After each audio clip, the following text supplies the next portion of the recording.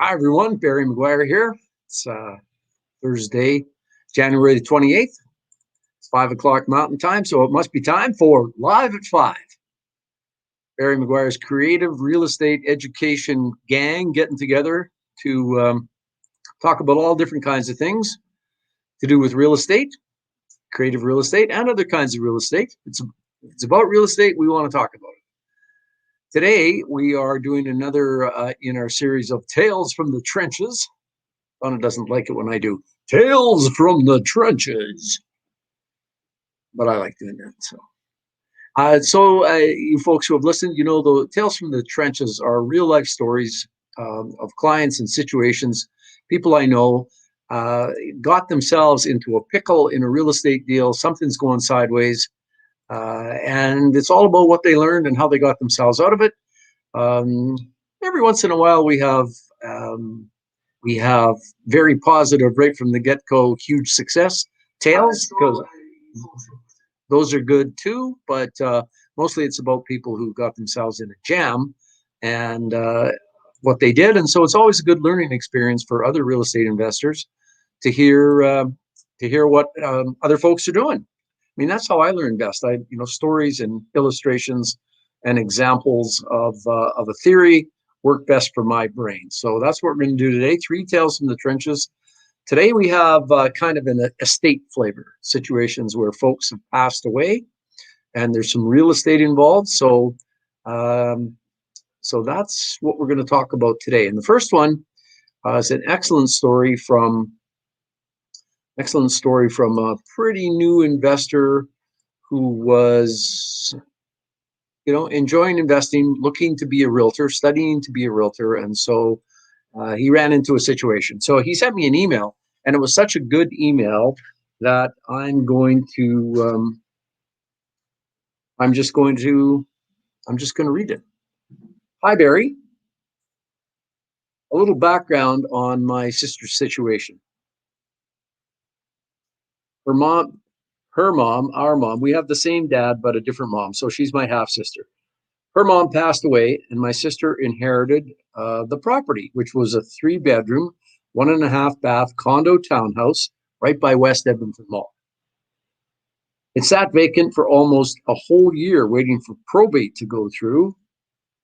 All the while, she was trying to keep up with the payments. So, waiting for probate to go through. What the heck is probate? When someone passes away, if they have certain kinds of assets, they need to do something called apply for probate. They have to make an application for probate. And that is to a part of the court system called the surrogate court. And an application for probate is an application to the surrogate court to have a judge say to the executor of the person's estate, because that's who makes the application, usually through their lawyer.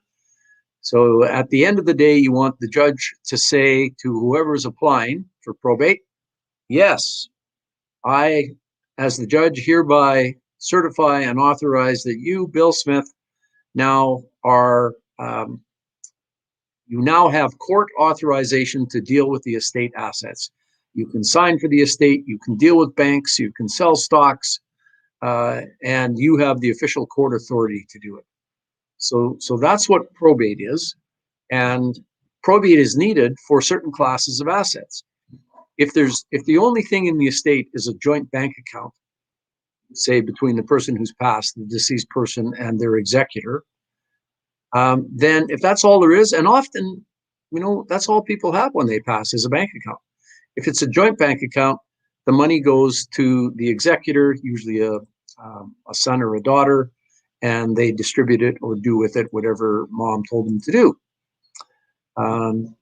Maybe there's a will, and maybe there isn't. But if there's only a bank account that's joint, you don't need probate. You don't need to go through the time-consuming and laborious court application process.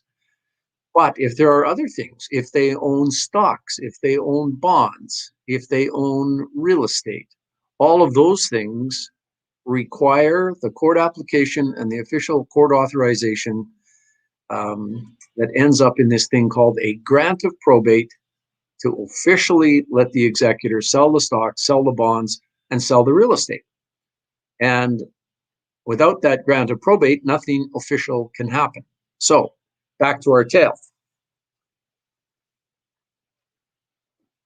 So this condo had stayed vacant for a year while they were waiting for the application for probate to go through. Meanwhile, the sister, who was going to be the executor, fell behind. And here's some numbers. There was $126,000 owing on this condo townhouse. She owed $1,200 in property taxes, $3,000 in condo fee arrears. Got to watch those condo fee arrears. And she'd run up a $2,500 bill for the condo association's lawyer. So the condo association filed a caveat saying, hey, you're not paying your condo fees. And they placed a caveat against the title saying that. And they hired a lawyer to do it. And the condo fees were up to $3,000, and the lawyer's bill was another $2,500.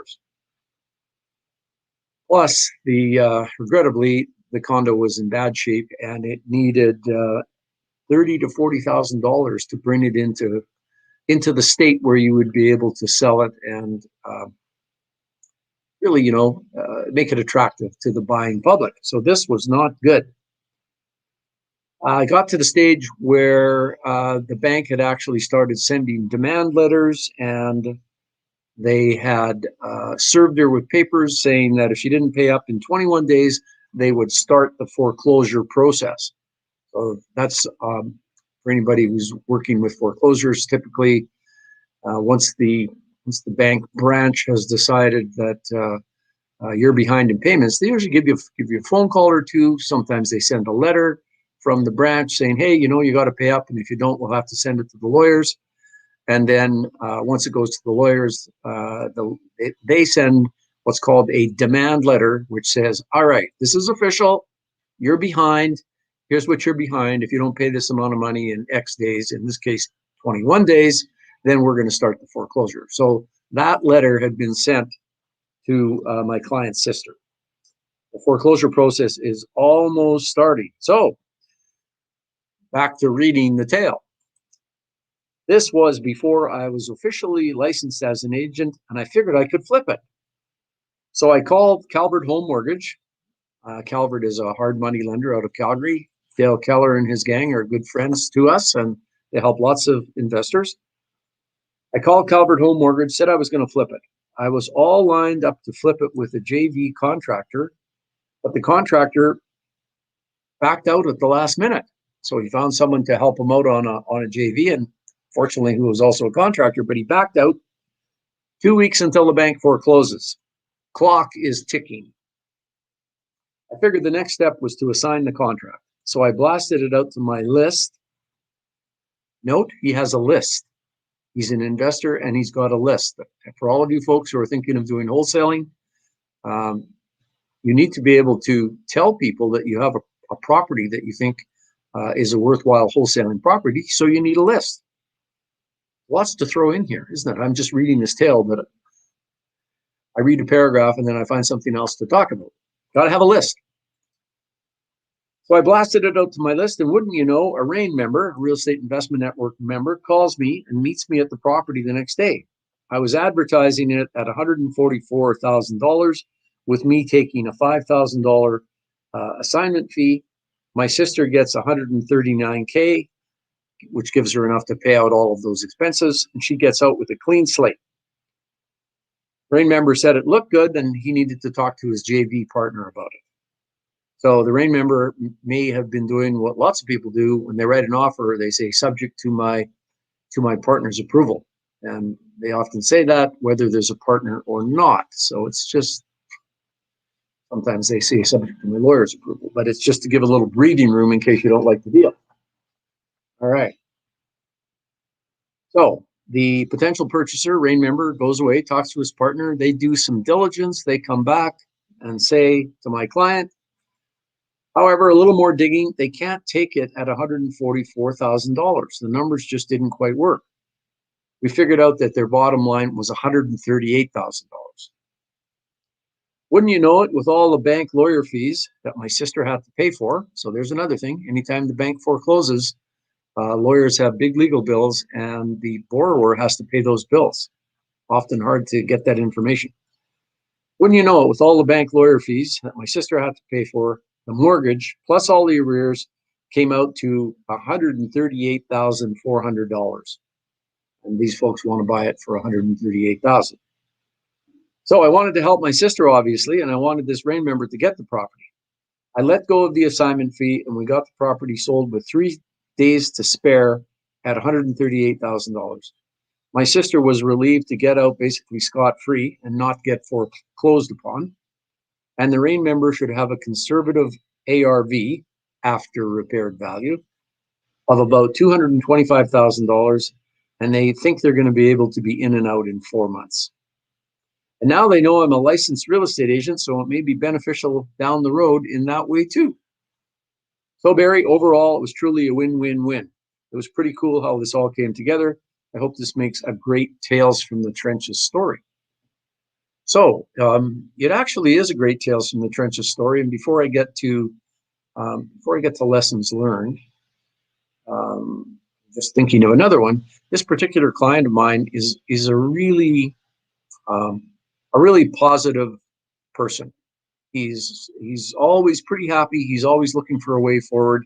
He's not very much on the doom and gloom side of it. He's looking to find a way to figure something out. And so, a lot of folks would say, "Oh man, this is perfect.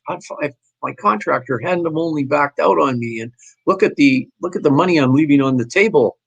$30,000 to $40,000 to renovate, and it's going to sell for $225,000. I mean, that was $30,000 or $40,000 I could have made." But he didn't do any of that. He just said, "You know what? My sister was able to get out, not to get foreclosed on."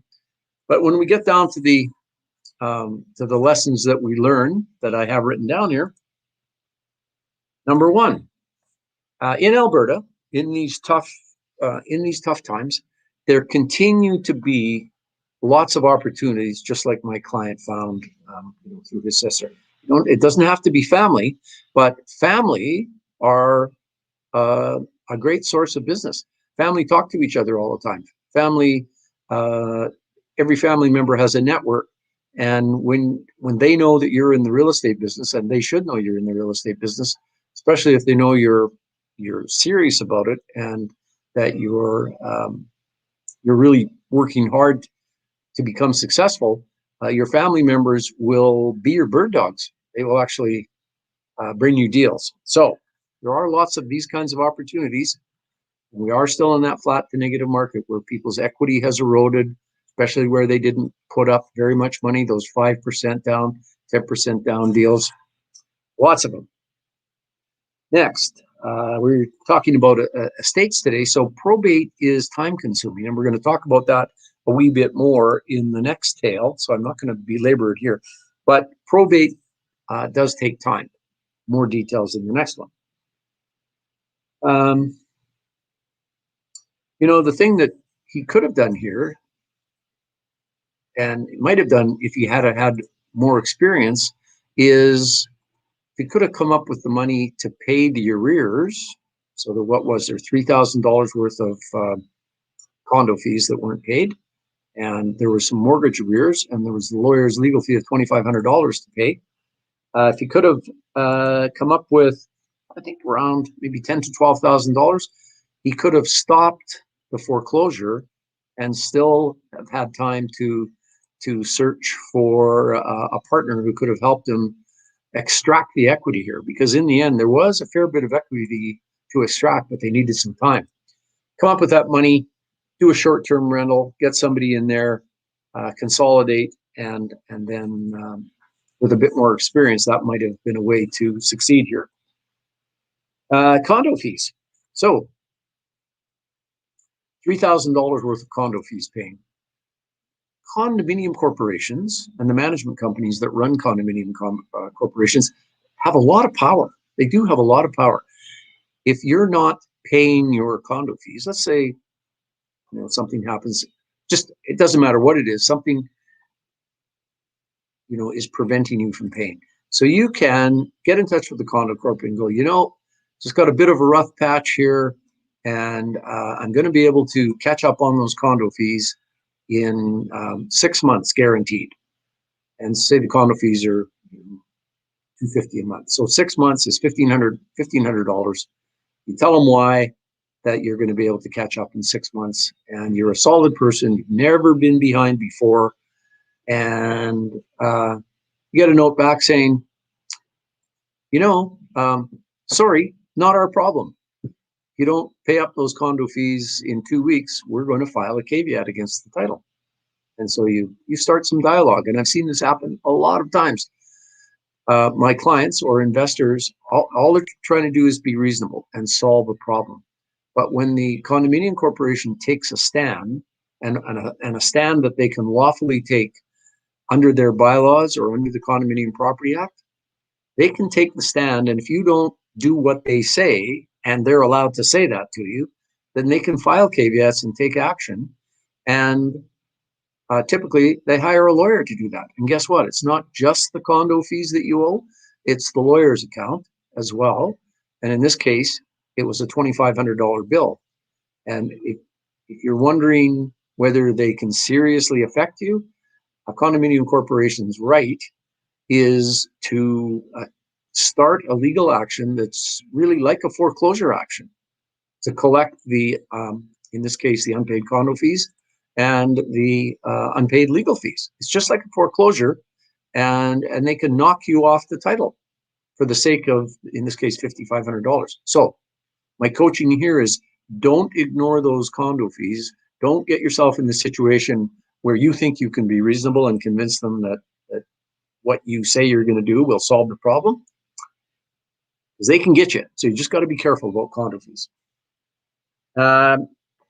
Next, deals generally come down to numbers. They come down to numbers. And our client's inexperience as an investor, he didn't really know his numbers in the sense of what the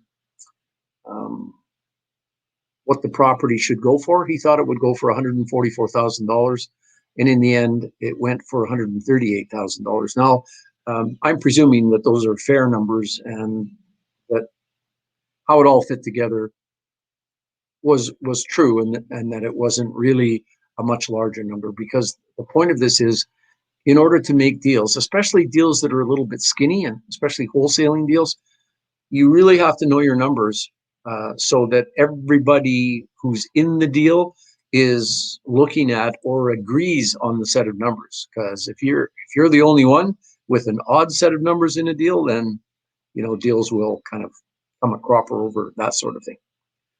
And as my client noted, that this turned out to be really a win-win-win deal.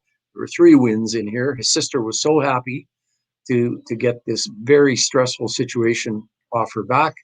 He was happy that he was able to help his sister, and move the thing forward. And the RAIN member, as an investor, was happy to get a deal that they thought they were going to make some money on. So, as always, in our group, we talk about playing for win-win. We never take advantage of people. We always try and find a solution that benefits everybody. And that is the best way to do business. It leads to a much more stress-free life, good karma, and it's good business. Playing for win-win is just plain good business. Experience has shown that. All right, so that's tale number 1. And so staying with the theme of probate and estates and what all that means, here's our next tale. Here's our next one. So another longtime client got in touch with me to say that her dad had passed away.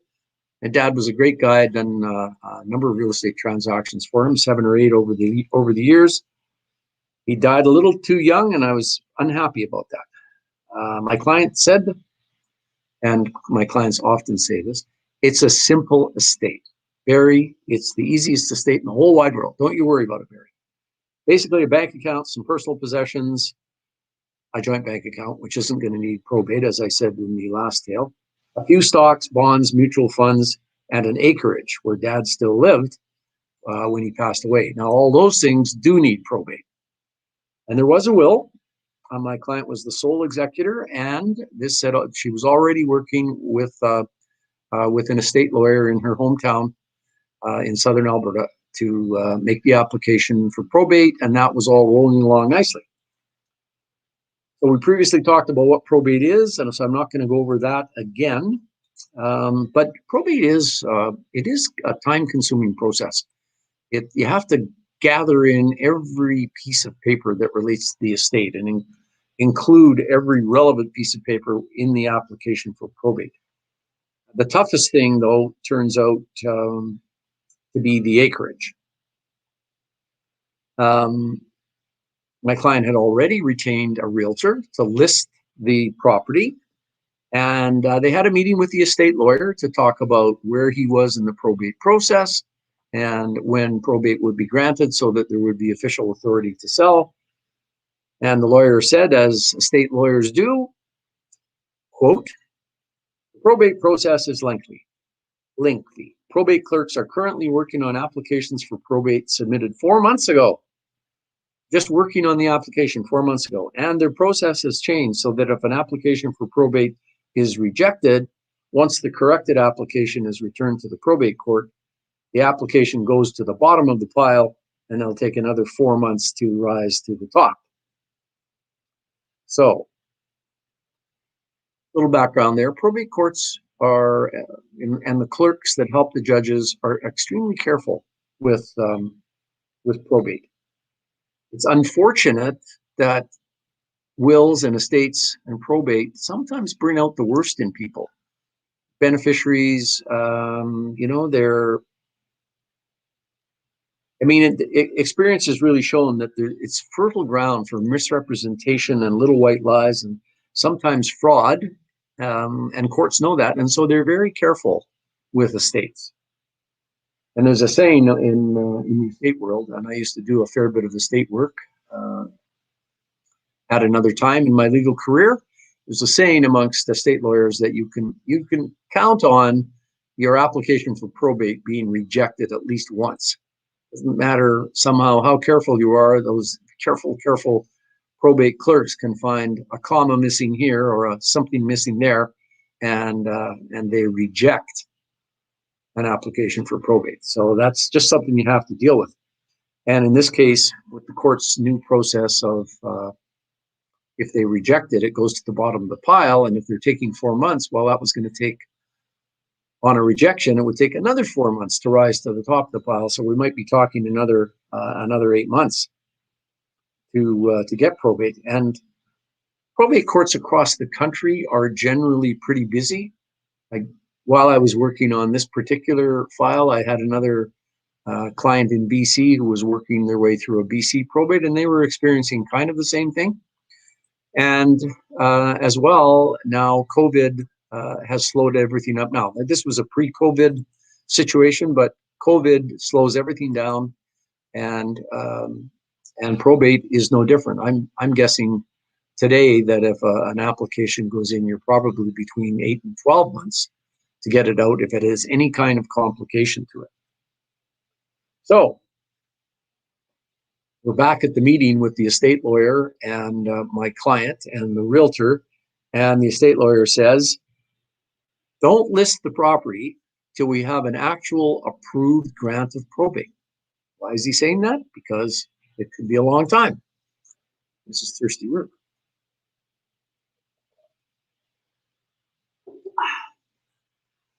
He says, "Don't list the property till we have the grant." Everyone agreed. No, that's good. And then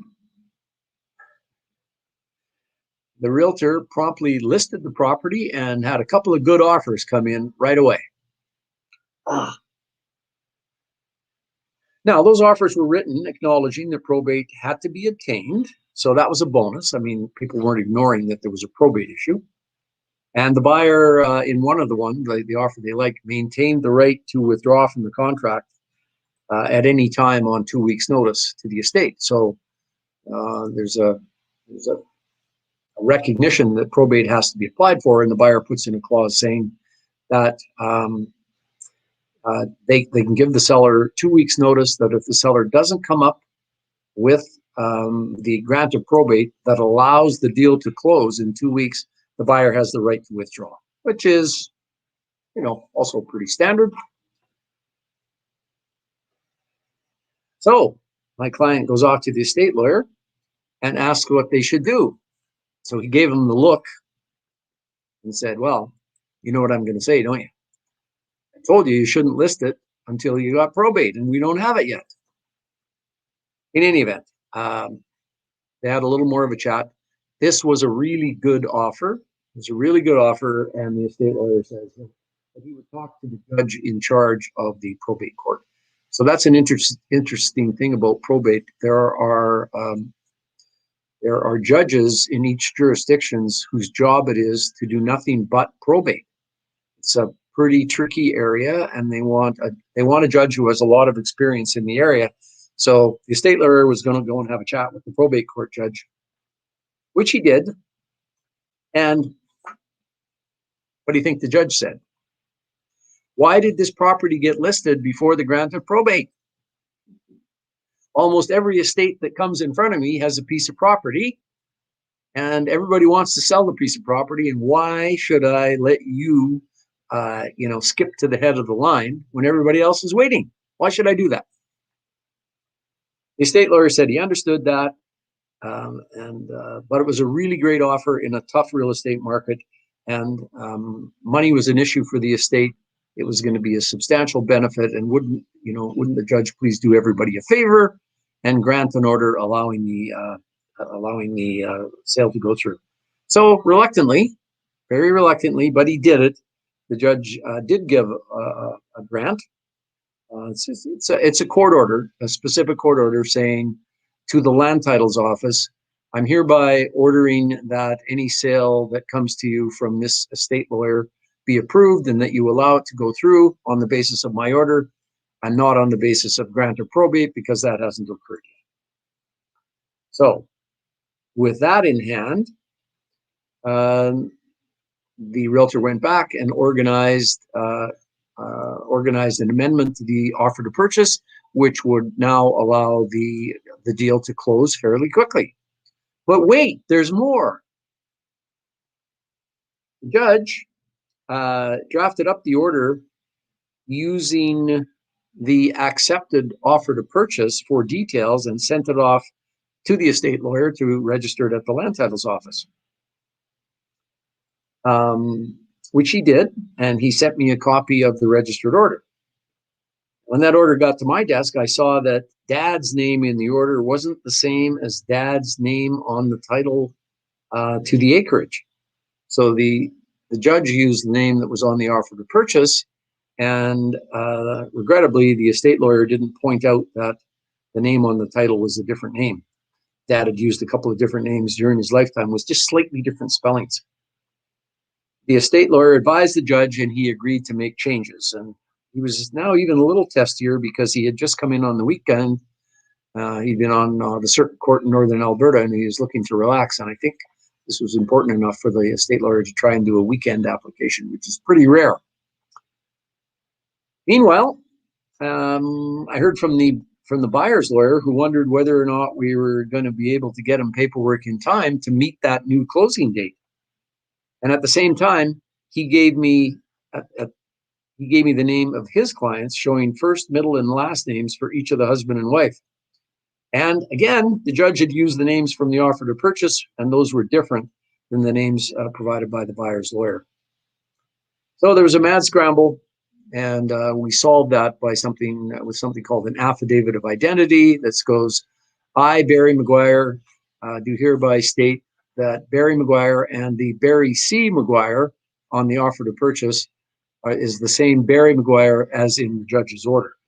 And that was the way we solved the wrong names situation. Land titles accepted that. So a little sideline for that is not wanting to wait for the grant of probate and wanting to close the deal quickly. cost the estate an extra $2,500 in legal fees. The estate lawyer had to do all of this extra application and seeing the judge a couple of different times. So it's not part of normal estate application. So that was an extra legal account. So you have to know our legal account was $700 or $800 higher as well. But on the other hand, the sale went through at the very good price that was offered, and it avoided the possibility of a further fall in the market, which actually turned out to happen. I mean, this was in the last couple of years, and as you know, prices in Alberta have been flat to negative, and the actual value of the property 7 or 8 months after the sale went through was about $30,000 less than it was when we got that application. So what do we learn out of this? Lessons learned. So this is repeating what you've already learned, but it's important to say it again. Whenever someone passes away and they've made a will and there are things that need probate, not joint bank accounts and not cash in the dresser drawer, and maybe not personal possessions, but things like stocks, bonds, mutual funds, and real estate. Selling those things needs court authority, and that court authority shows up in a grant of probate. And those grants of probate take time. So that's one thing you have to know about estates. Next, that getting that grant of probate is a lengthy process. As I said, the court clerks are extremely careful about probates. And remember, the executors are usually just members of the family. So in this case, dad passed away. Mom might be I can't remember who the executor was. Mom might be the executor, or one of the sons and daughters. These are just folks. They don't have any experience with going through those laborious lists that have to be taken care of. So sometimes it takes a long time just to gather in all of the information that the estate lawyer needs, or if you're doing the application for probate yourself, that you need in order to have all of the background material that you need to submit to the probate court, to the surrogate court, in order to get that grant of probate. So if it takes 3 or 4 months for whatever the reason is, and then another 4 months, probably 5 to 6 months in these COVID times with a rejection, I mean, really easily it could take a year to get probate, especially in COVID. So you just have to know that when you're planning to do something with an estate. So if you're the executor, or if you're dealing on a property, yeah, maybe you can get a judge to see your way, but there is no official authority to finish off those sales of stocks and bonds, and especially in our world, real estate, until that official grant of probate comes out of the courthouse. So that is our second tale from the trench that relates to real estate. That relates to estates and real estate. Now, okay, so let's look at this. Cheryl has a question. I'm just going to read Cheryl's question here. I was caught in an estate sale in buying my home a few months ago. The wills had not gone through probate, and people asked me how the real estate agents didn't know this. Ooh, Cheryl. Gee whiz. You know, when I see that question, Cheryl, and guess what you're saying is the real estate agents didn't know probate hadn't gone through. You know, estates show up a lot. I mean, there are some realtors who specialize in estate work. Not all of them, but estate works come up often enough that I believe that realtors get taught about this situation in their courses when they're learning to become a realtor. I think executors know, because they would have heard from their estate lawyer, how long things take. I'm pretty surprised to hear that the realtors didn't know that the will hadn't gone through and maybe didn't know that it has to go through in order to put a deal together. So Cheryl, give us some more details on that. So what happened with your deal? I mean, you're writing up a deal. The realtors didn't know about probate. I mean, is there any more to the story that you want to share with us? I'll let you think about that just for a minute. And you can maybe add a little bit more in the chat. And I'll carry on with our next tale. And then we'll pick this up at the end of the next tale, just so we can have a further discussion about it. All right. So where's my next tale here? No.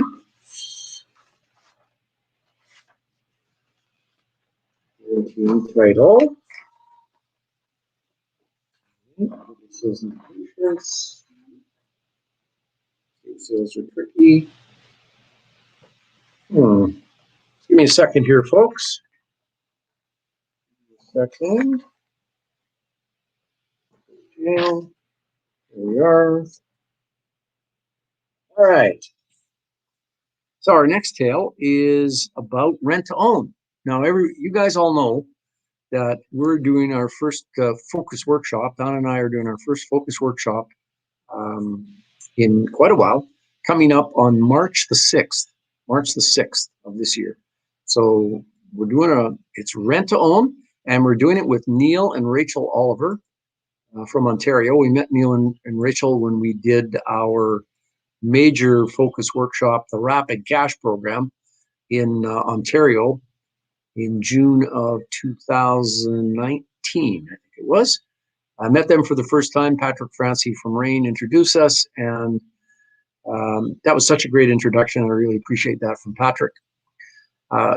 Neil and Rachel are full-time RTO investors and business people. They have a big RTO business. They've done, I think, over 425 RTO deals now.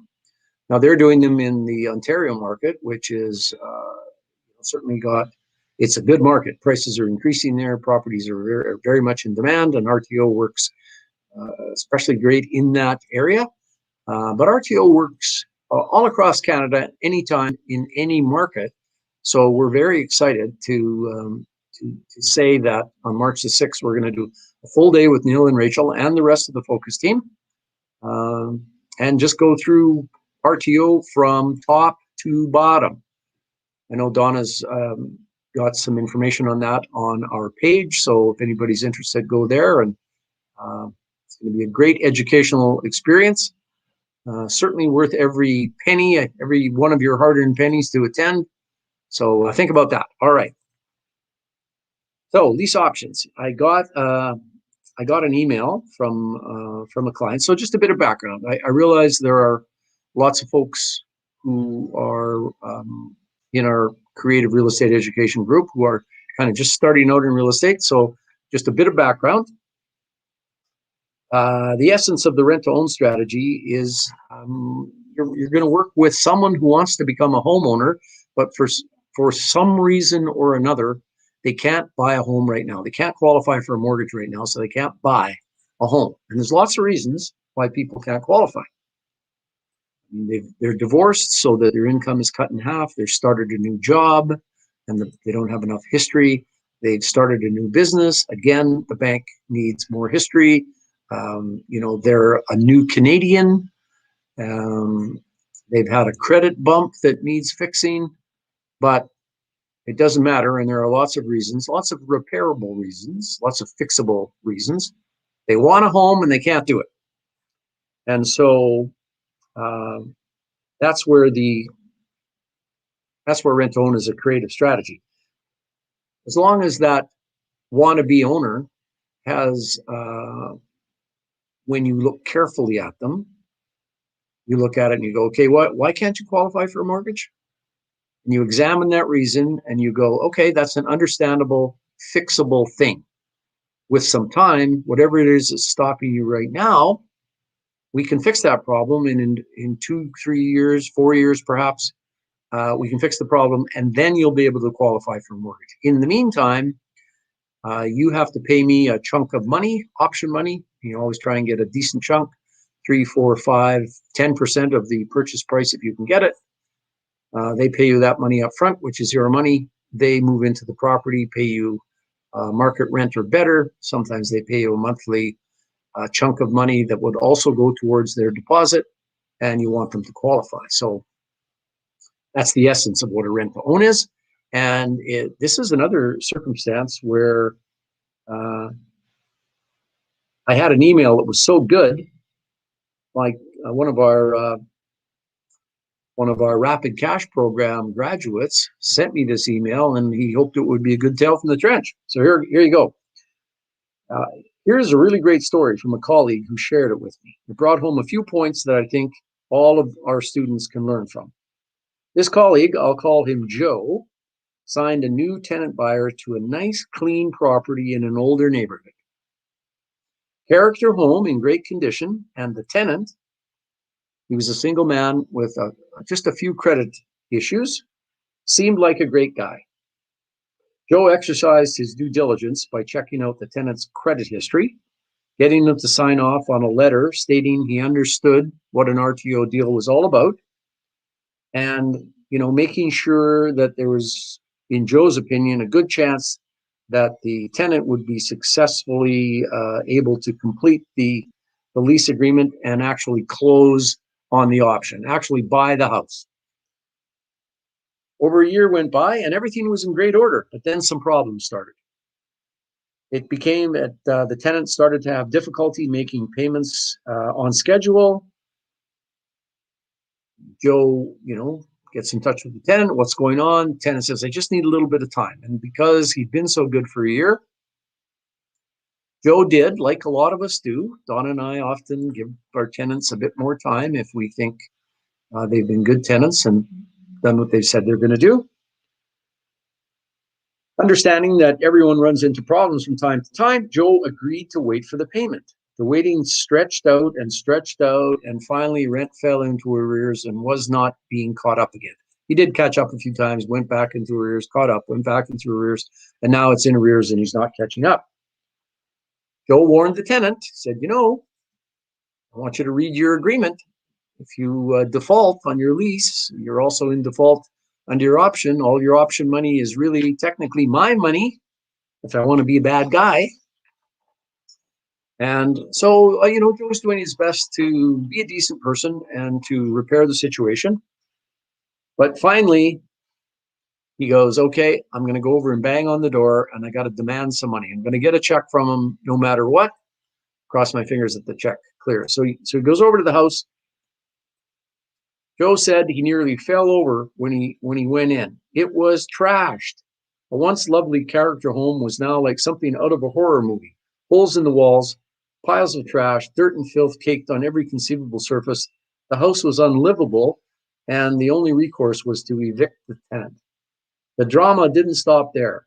Although Joe had a non-refundable lease option money, it wasn't sufficient to cover the thousands of dollars in repairs, and his insurance company wouldn't cover those repairs. The house is now repaired, looks fantastic, and there's a really great family living there.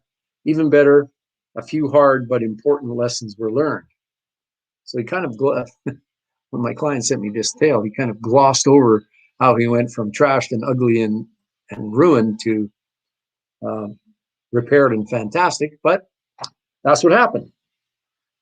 So what do we have for lessons learned out of this? So even though a prospective tenant might put down a substantial amount of money toward option consideration, that person may not be a good tenant. Got to remember, folks, it's called rent to own. And the more formal description of rent to own is lease option. Call them lease options. They call it a lease option because firstly, you sign a rental lease with the tenant, which is what we all do with our buy and hold properties, right? You sign a lease with the tenant, and the tenant has an option to buy. Option is a choice. It means he has the right or the chance to buy, but he doesn't have the obligation to buy. And if him buying depends on a whole bunch of other things, maybe he can't repair those things uh, that are preventing him from getting a mortgage right now. So in a lease option, a rent to own situation, you've got a tenant with an option to buy, a chance to buy, and not all the time, but a fairly decent percentage of the times, those lease option tenants cannot qualify, and they never are able to take you out. So what are they for you? Until they exercise their option and actually buy, they are a tenant. So, and this gets skipped over. The reason I'm kind of beating this up a bit is because I think if we're if we have a buy and hold property and all we do is rent out that property, everybody understands that you've got to do really good diligence on your tenant. You got to check, you got to talk to not the last landlord, but the second last landlord if you can get hold of them. You got to make sure that letter of employment is a real letter. You got to check things out, because if you don't, you may get scammed by one of those professional tenants and be in big trouble. So it's no different when you do a rent to own.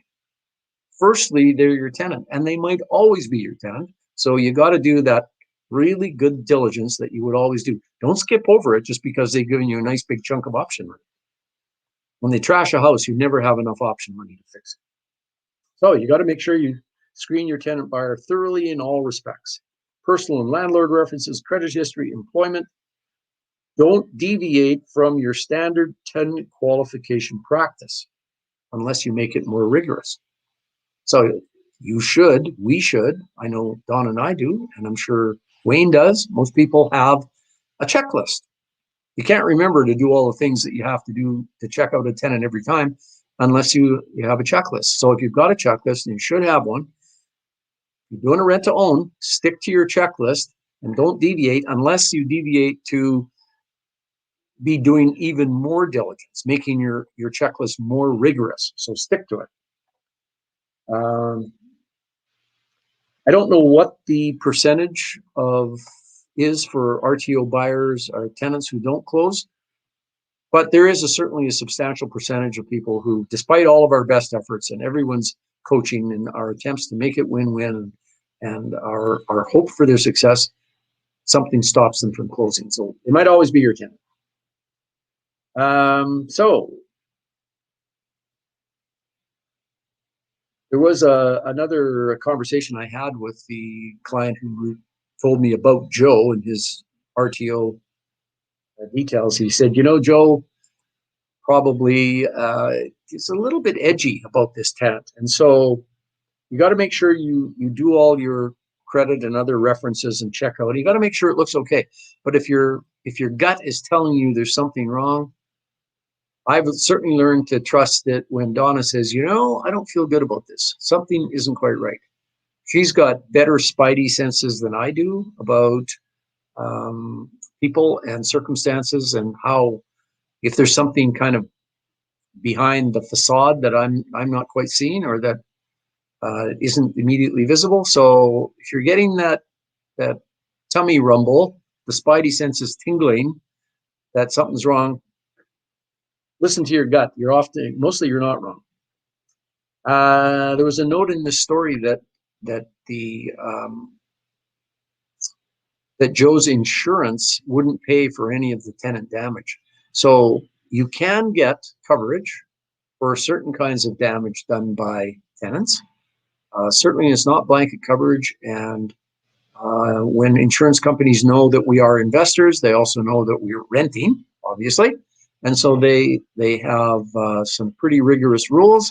But make sure you talk to your insurance agent about the kind of insurance you can get to cover against that tenant turning bad on you and trashing the place like Joe's tenant did. Next, check in at least every quarter with your tenant.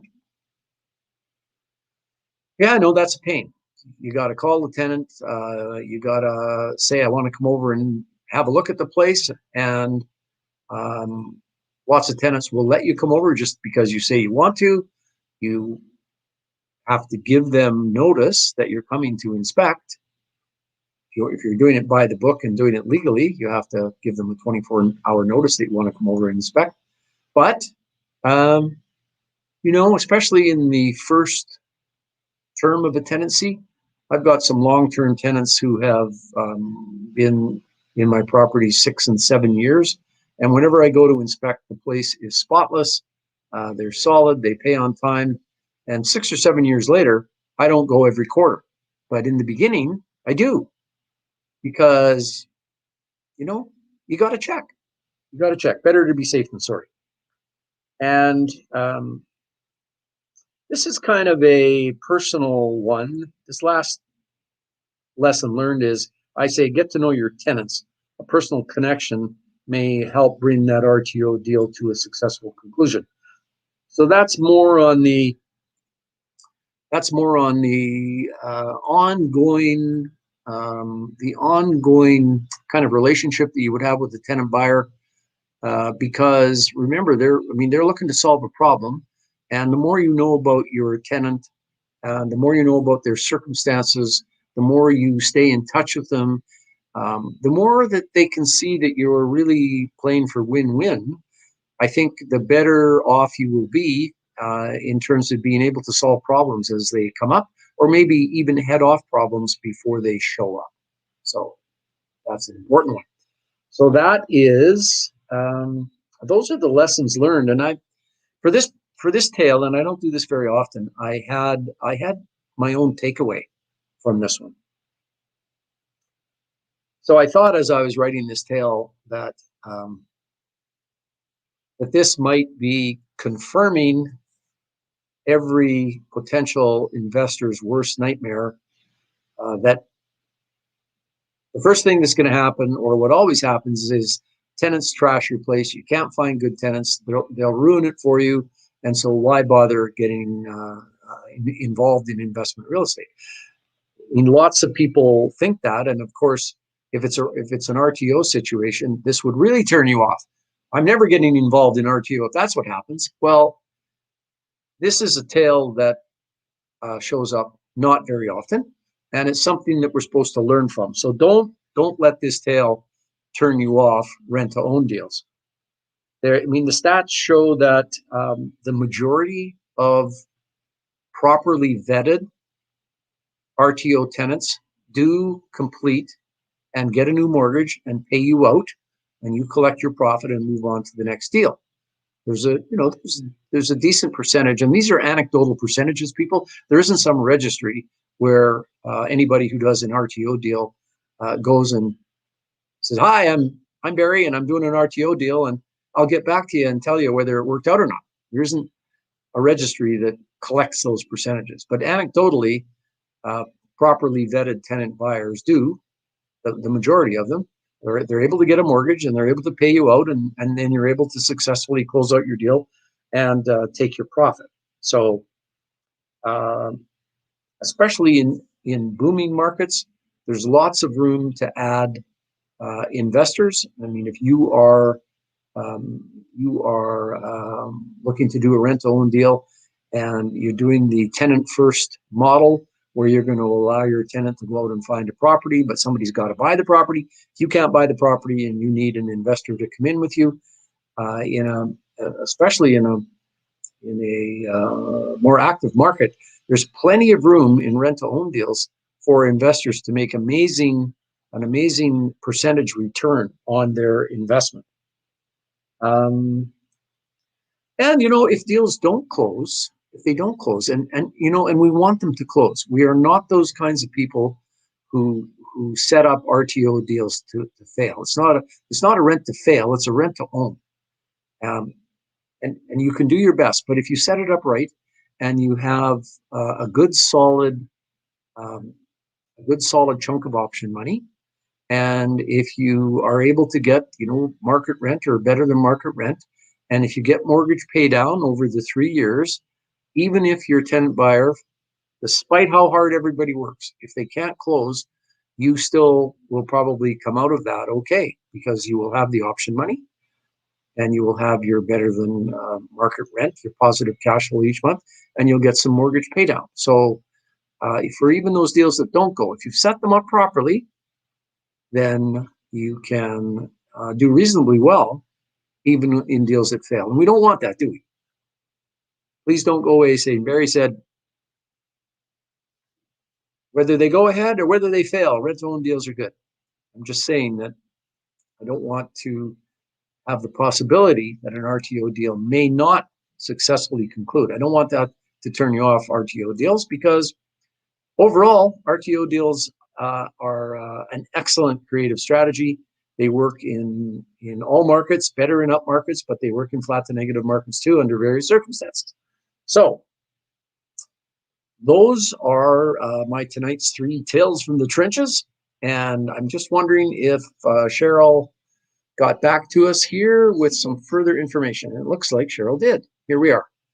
The seller's lawyer phoned my lawyer 2 weeks before I was to move. We ended up agreeing that I would have an occupancy agreement in the house I was buying until probate was through. So Cheryl got to take possession of the property.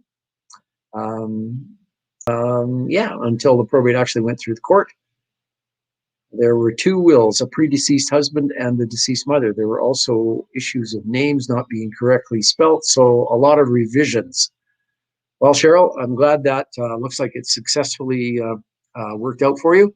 But deals with estates certainly do have time issues. They have wrinkle issues. They have lots of wrinkles, and so this is kind of Cheryl's own tale from the trench. And what's the nugget out of her situation? The first one I would say is that her in Cheryl's experience, there were maybe a couple of realtors on both sides, didn't really understand about probate, either that it was required or how long it would take. So if you're working with a realtor in an estate situation, I think you can quiz them about what's going on. So you would say, has the estate made that formal application for probate? Has the estate made the formal application for probate? I don't know. Well, please, it's important for me that you find out. Please talk to the other realtor, talk to the estate lawyer, do something. I need to know whether a formal application has been made. And if that's, if that is tough, if you're getting realtors who aren't cooperating, maybe the seller's realtor is very cooperative. Really what's going on is trying to pry the information out, but their other side isn't being helpful. I mean, that's a situation where you can call up your lawyer, your own lawyer, call me if I'm your lawyer, or Cheryl, call whoever you use, and say, listen, I need to know, I want you to call the estate lawyer, and as a lawyer, officially ask the other lawyer where they are at with probate, because that's important. Something else to ask in probate situations is, what kind of an estate do we have here? Is it a simple estate with some Imperial Oil shares and this property we're talking about? Is there one beneficiary, or are there 10? Are there children involved? Are there dependents involved? Sometimes there are adult dependent people where the person who passed away has to make adequate provision for them, and that can take more time and effort. So yeah, you really have to explore the status of the estate that you're dealing with. You can't really count on going off to court and getting an order to close a deal early if probate hasn't gone through. We've done it successfully a number of times, and when my colleague Malkeet Atwell was on, I'm not sure if Malkeet talked about that, but he did help me on an estate, go off to court and get one of these orders, and he did it pretty fast and not too expensively. So yes, it can be done, but you just got to know that you do need that official probate, and you've got to get to it somehow. And I guess the other thing from Cheryl's situation is that she was able to get an occupancy agreement. So occupancy agreements are kind of different than leases. It's an agreement that says, okay, for the circumstances, we're letting you in the property and you're not really as a tenant, you're an occupant pending probate, and here's the terms of the occupancy. And usually you'd be paying some sort of occupancy fee and have responsibility for all of the utilities and any other costs of the home while you are in there. But thanks for bringing that up, Cheryl. It's just another good example of what can happen in estate things. So ask those realtors if they know what's going on, and get help from your own lawyer if they're not helping you. All right, any more questions? Comments? Cheryl says she's going to be very careful. And she had a supportive realtor, but it was a bit odd. What does Donna say here? I'm going to bring up what Donna says. Even if it's not a personal relationship, I think strong communication is valuable. Yeah, no, I agree. Communication is always important. If you're playing for win-win and you're looking for the best for everybody, I think if you're asking questions and communicating and trying to find out and trying to get your ducks in a row, the fact that you're a decent human being and playing for win-win, I mean, I think that comes through. You radiate that as opposed to the sort of snake in the grass radiation that none of us want to do. So having that kind of attitude and looking to really understand and be helpful is useful in any situation at all. All right, folks. Well, those are my 3 tales from the trenches for tonight. I love doing these. I've got probably another 100+ tales that we're going to talk about over the next months and years.